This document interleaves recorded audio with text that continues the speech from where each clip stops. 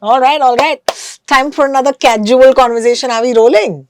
Okay, we are rolling. This is great, guys. As you know, Casual Conversations is a podcast segment on the show where we get one of your favorite artists to come by and hang out. And it's so nice.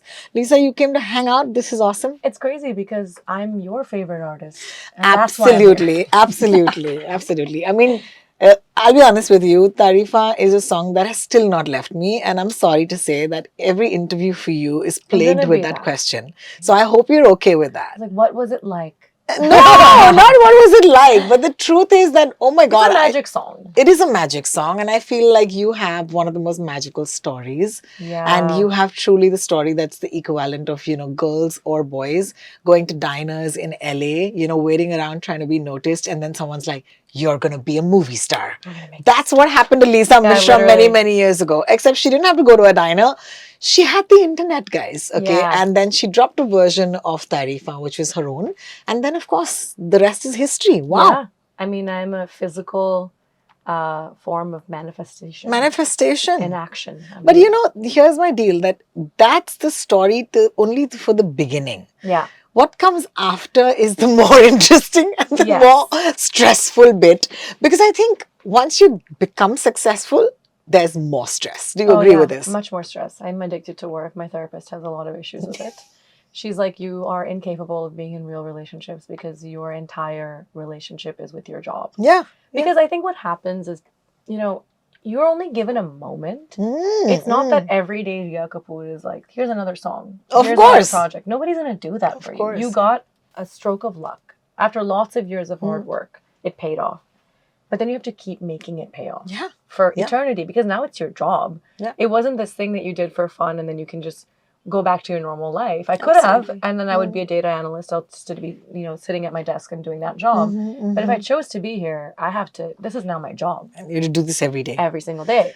So that part nobody tells you is really tough, especially because this is the most fickle industry on earth, and it's also the most competitive industry, and in one of the most competitive cities in the world, because there's simply so many people. Of course. You can throw a stone and you'll find an incredible singer. Absolutely. And you just have to make your time worth it, and be really, really cognizant of the fact that it could go tomorrow. For people who just tuned in, the story goes that, she put up a version of a song and then Sonam Kapoor loved it, Rhea Kapoor saw it, and then she was, of course, offered more songs to sing in case you've been living under a rock. So we'll make that clear. Because they're like, kya ho gaya, kya ho gaya? How I missed this. But what's interesting is the fact that you said that you go to work every day, and this is something that no artist has ever said to me sitting in this chair. When you are not actively engaged in a project by somebody, either to sing or act, how do you bring that ethic to your daily life, Lisa? Of course. I think that shift happened for me when I became a composer. I think when you wait for opportunity to come to you, that's what playback singing is you're waiting for that call. You're hoping that they pick you. Here, it was an active decision to be like, I pick me. And instead of sitting around on my hands and supposing that I can't do this on my own, at least let me try. And that itself becomes the job, that becomes the practice. And, you have to, like, writers can't just write one book and then never write again.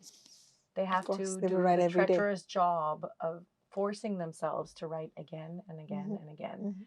So it's just the same. I think, you have to wake up every morning and be like, I need to do something musical today. Beautiful. Whatever that is. Maybe today I'm going to attend a concert, and that's my source of inspiration. Then I have to watch somebody and say, okay, that was a moving moment. And what can I draw from this? And then the next day you'll wake up and say, let me just pick up my guitar and see what happens.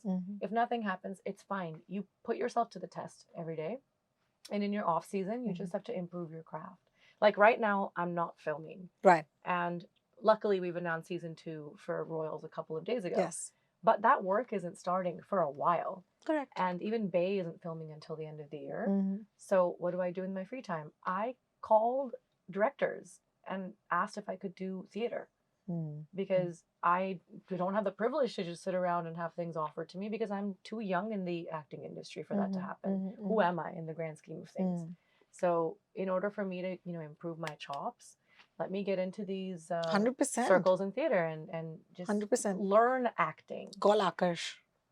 That's who. Axe. Yeah. Sending one your way, one more rather. No, it's true because I Yeah. think that they do a great job, and I They're feel really like good with working with young people Yeah. and sort of helping refine the talent. absolutely. Yeah, I saw Akush's play in December. He did It's a Wonderful Life. Yeah. And I was moved because we've all seen the movie. It's a course. classic and it's lovely. But he himself is so good in the production.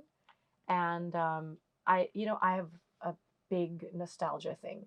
So I love seeing renditions of my favorite plays and musical theater performances and just being like, wow, I want to do this one day. It's beautiful. It was Yeah. beautiful. Did you yeah. go to the show? Of course, yeah. Yeah, it was so nicely done. And I messaged him afterwards and I just said, if ever you have anything that you see me in, let me audition.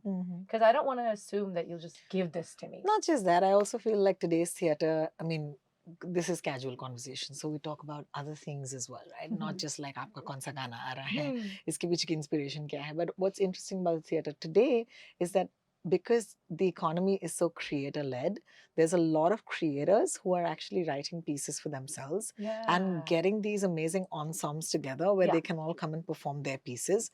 And I saw one recently and it was called Excess Estrogen. It was amazing with all of these amazing women who wrote a piece each. So it's like vagina monologues with 2020 25. Yeah. That's so cool. It's really cool. So I think that there is so much creativity that is on in the theater. There was another piece that I saw recently.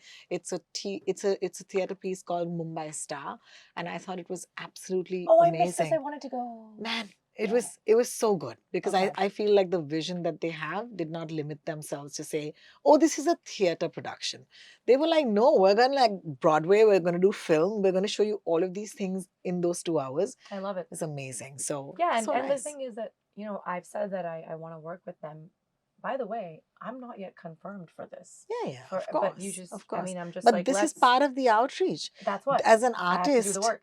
Yeah, you have to do the work. And it's interesting that you said that because, one of my questions to you was going to be about, pivoting. And I think that you are one of those few, singers who has, I would say, successfully managed to cross over to being an actor. Because I feel like most singers and some of the greatest singers of our country, I'd like to take Sonu Nigam, for example. Okay, terrible, terrible movie. Okay, that he was part of, but great singer. I've not seen it. And because we're fans, we've seen everything they've ever been in. Yeah. Talk about that to me, because that pivot was it forced, or was it something that, again, was it chance? Was it luck? Nothing in my life has been luck. Oh my God. It's always like slaving away at a dream that takes its sweet, sweet time. It's like molasses for me. Nothing moves fast. It's always like drip. You're just like watching paint dry, Drip. honestly. And then one day you get a call and you're like, okay, the paint is finally dry. Amazing. I came here in June of 2018. I moved to Mumbai. Yeah. And I started auditioning for acting work in December, Jan of that same year. So within 5 months, I was, actively in auditions. And because I wanted to push myself to see, now I'm in this city and I've left everything I know. I've left a very secure job in data. I had a great career ahead of me.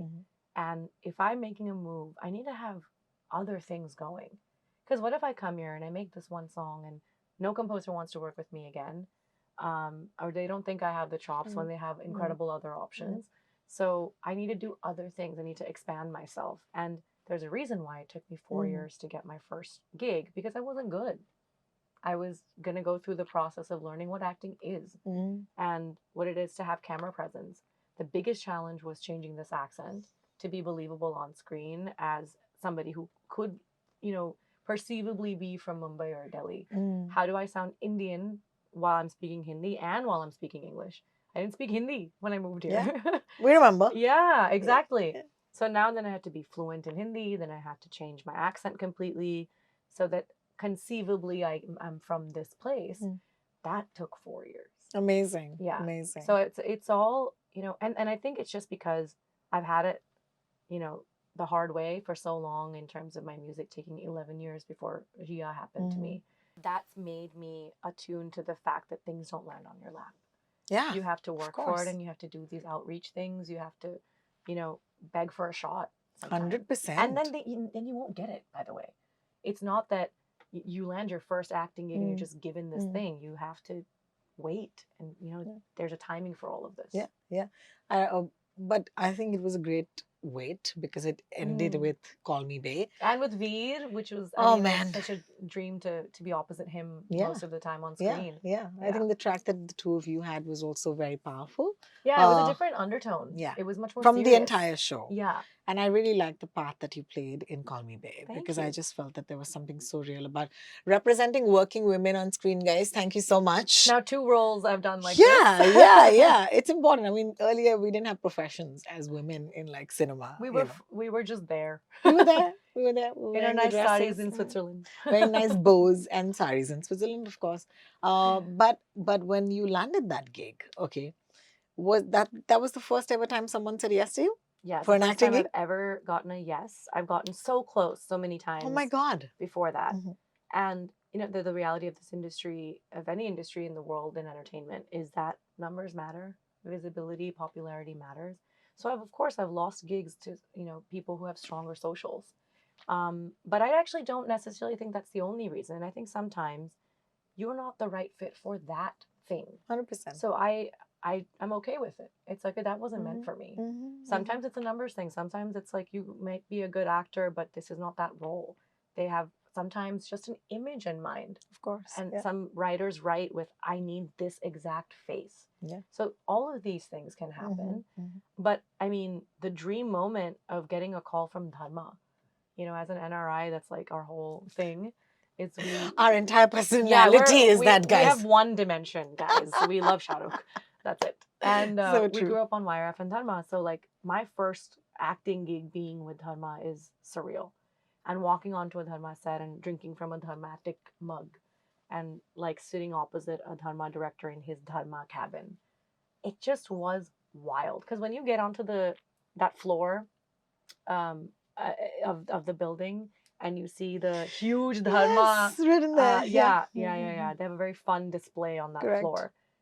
You get goosebumps the first time you're there. Happened to me. It happens to anyone. And it has nothing to do with you wanting to be an actor. It's just an emotion. Of course.